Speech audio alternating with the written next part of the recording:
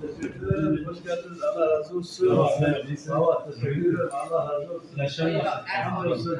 İyisiniz. Ne var? Allah razı olsun. Sağ olasın.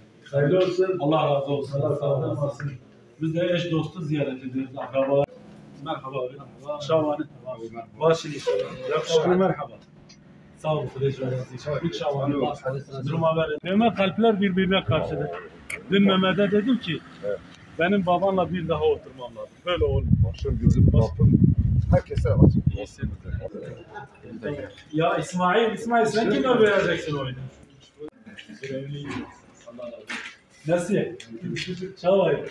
Başkanım, eti de senin kendine zaten et kalmamış, kendi kaldı.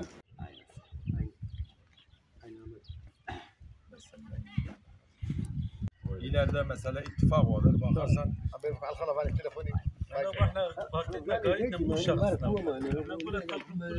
الوراء الزنموشي ينطي رشوه ياخذ رشوه شغله لا يشاء المله كلها توكل كلها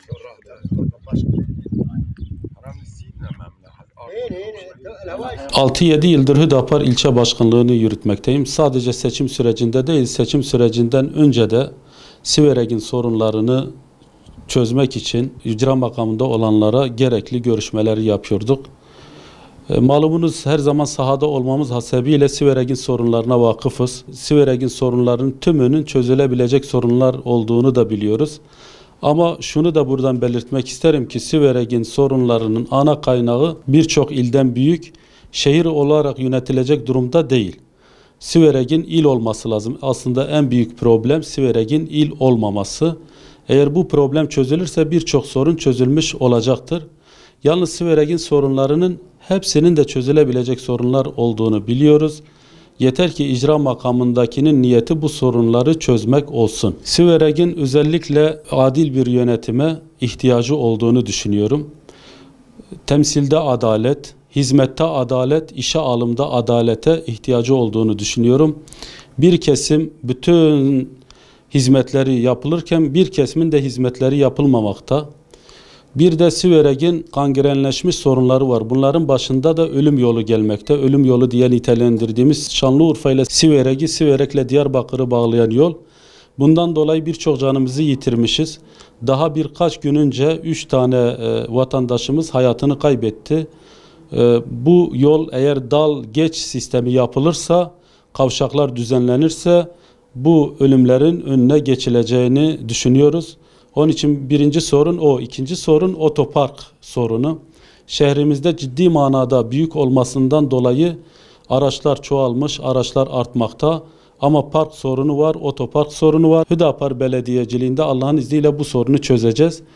Bir de Köstebek yuvasına dönen yol sorunu. Uzay çağındayız. Uzaya birilerini de gönderdik ama hala çukurların konuşulduğu bir memleketteyiz. Biz Allah'ın izniyle Hüdapar Belediyeciliğinde yolların konuşulmayacağı bir belediyecilik olacak. Bunun yerine istihdamın, üretimin konuşulduğu bir belediyecilik olacak. Biz kalıcı eserler bırakmaya hedefliyoruz. Diğer bir sorun ise su sorunu. Yani Fırat yanı başımızda. Ne yazık ki hem çiftçilerimiz Fırat'ın suyundan istifade etmiyor, ekinlerini üretim yapmak için ekinlerini sulamaya, hem de halkımız susuz kalıyor.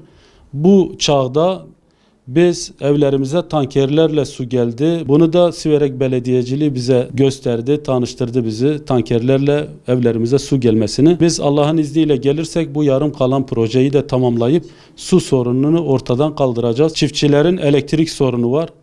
Malumunuz ürünlerini ekiyorlar binbir zahmetle ama maalesef TEDAŞ zulmünden dolayı birçok zaman elektrikler verilmemekte, ürünler kurumaya yüz tutulmakta. Belediyeciliği ilgilendiren bir konu değil ama biz merkezi yönetimlerle koordineli bir şekilde bu sorunun çözümü için Siverek Belediyesi olarak eğer ki kazanırsak Hüdapar olarak elimizden gelen girişimlerde bulunacağız. Gelin bu sefer hizmete oy verin. Kimin projesi inandırıcı gelirse, hangi aday dürüst ve samimi gelirse parti gözetmeksizin partiyi bir kenara bırakalım. Adayın ismini bir kenara bırakalım.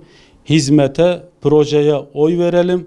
Bu sefer Hüdapar olsun, bu sefer Hüdapar'la olsun diyoruz.